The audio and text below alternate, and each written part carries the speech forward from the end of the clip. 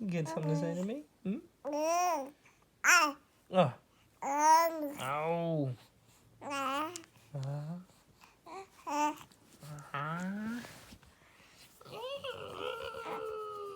Today I thought I would do a mum life vlog just to show you a day in the life of being a mum.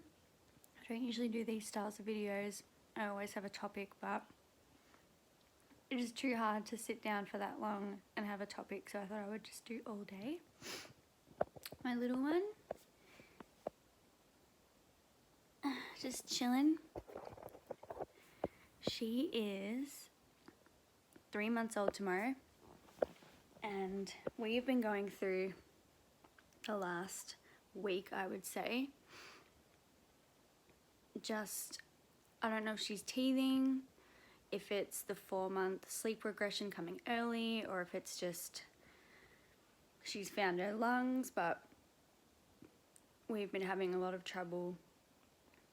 It could even just be the witching hour, and maybe I'm not used to it because she's just such a good baby. But she's just started getting super, super cranky at one time of the day where we cannot settle her, we cannot get her to nap. She won't go down for a nap, and then she just screams bloody murder for like half an hour, and it's so sad. It pierces your ears, and then I find it's been challenging because I tend to panic in stressful situations. Under pressure, I panic. I either panic and freak out, or I kind of freeze and like zone out, and I can't even handle it. So I almost like turn into like a statue. So last night, Trav and I couldn't settle her. Like she had been good with her naps all day. So she usually has like 3 to 5 naps a day, and they all vary in length. We always try to aim for an hour because I feel like that's when she wakes up, you know, at her happiest. So she had 2 really good morning naps, and then it got to 3:45 and she wouldn't go down. So we couldn't get her down till like 7:30. So she was up for like 4 hours, which is way past her threshold, and it was just a nightmare. Like, we thankfully got her down, and she slept from 8:30 till like 7 o'clock this morning with 2 night feeds. I think she woke up twice for me to feed her, maybe once, I can't remember. But she's actually starting to yawn now. It's hard because I try really hard not to put ourselves in this bubble of rules where she has to follow this routine, but the routine works if I can get her down at the right time. So that's what I'm working on right now. Just eating my breakfast, some toast and an iced latte with almond milk. See where this day takes us. We have to go and get her an ultrasound on her hips today to see if she has hip dysplasia. I think she's okay, but you know, Mum will be with us and then we'll get us out of the house, I guess. Hopefully she's not due for a nap because that could ruin it. Anyway, I'll keep you updated. See you later.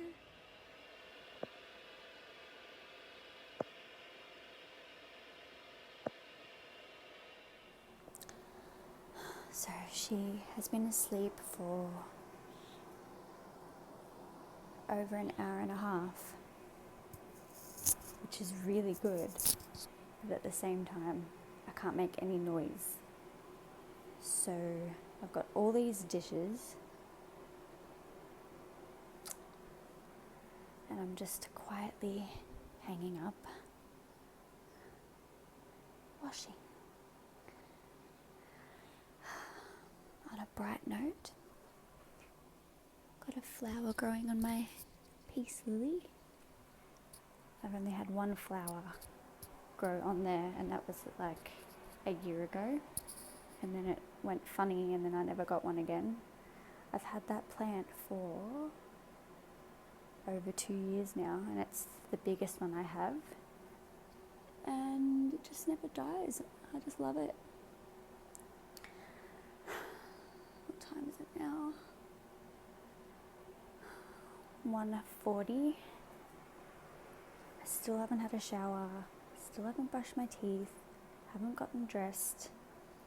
I've managed to clean 2 rooms quietly. This is what a day in the life looks like. Hello, beautiful girl. You are 3 months old today. Happy 3 months. Happy 3 months. Yes. Sorry, I didn't even finish the vlog yesterday because it was just too much to do. So it's the second day now. Sunny is sleeping. It's her first nap of the day. We went to the specialist yesterday to get an ultrasound on her hips. We get the results in a few days. I'm going to try and make breakfast without making a noise. We'll see how that goes. It's freezing here at the moment. I've got the heater on. And I will keep you updated throughout the day.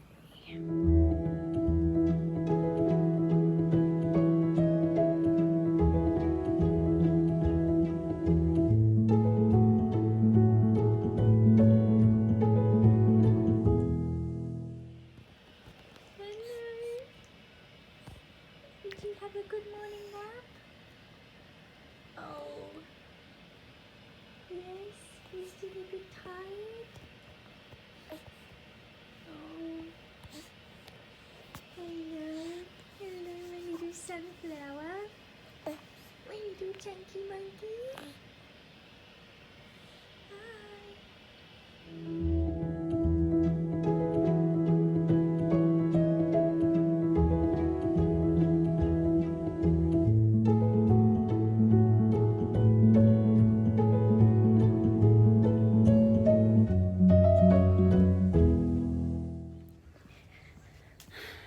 So even though it is nearly winter, I thought we would go out on a nice walk.